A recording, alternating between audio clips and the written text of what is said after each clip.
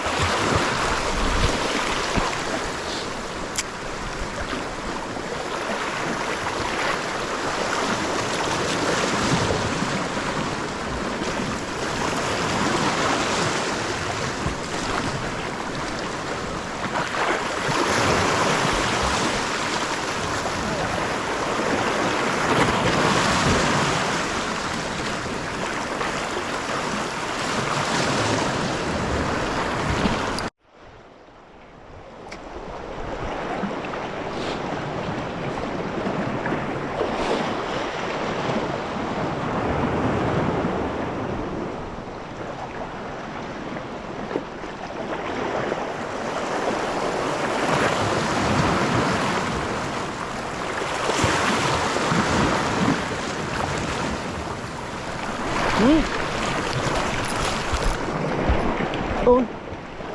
โหเดี๋ยวทีพี่ใหญ่ด้วยเดี๋ยวนะ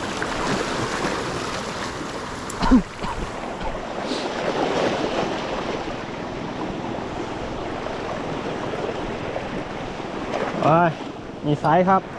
ไปครับประมาณ8 ขีดเดี๋ยวยัดตีตั้งนานเพราะว่าจะดำไม่ถึง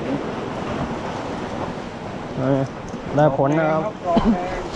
ดอกแดงครับ5 ไม้เลขดูเลยสวยจัด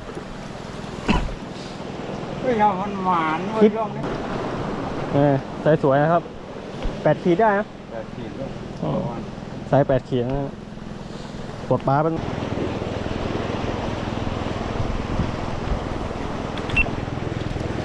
นี่นะครับไซส์8 ขีดได้ครับ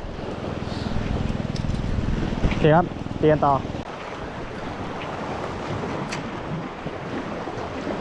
เดี๋ยวก็ช้าๆนะครับเดี๋ยวปลาเก๋าตีตามแนวหินนะถ้ามีตัวเดี๋ยวมันขึ้นมากัดเองครับปลาเก๋ามันไม่ต้องไปอะไรเยอะมันกัดหมดนะถ้าผ่านหน้ามัน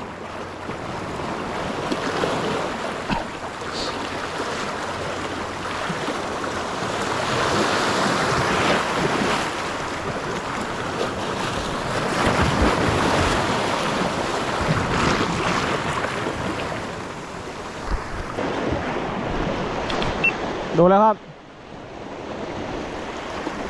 มีไซส์ไหม โอ้น่าจะมีครับไซส์นี้2-3 ขีดนะครับหมานจริง4-5 แต้มแล้วครับคนนี้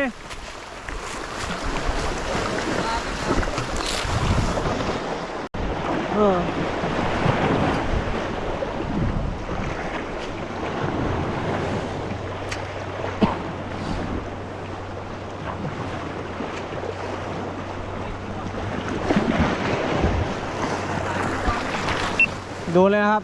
สายบัวตัวเล็กนะครับ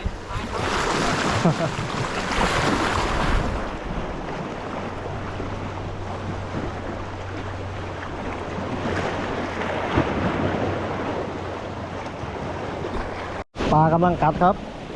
โดนฝนเฉยแรงซะด้วยดูผลงานหน่อยดูผลงานหน่อย ปลารวมทั้งหมดครึ่งชั่วโมง 5 ตัวนะครับเวลาประมาณ20 นาทีถึงครึ่งชั่วโมงนะกัดดีมากๆครับวันนี้ ฝนตก แต่ฝนตกหนักเกินอยู่ไม่ไหวใช้สวยครับ5 ตัว20 นาทีถึงครึ่งชั่วโมงแต่ดีมากแต่ฝนคุมกำเนิดซะก่อน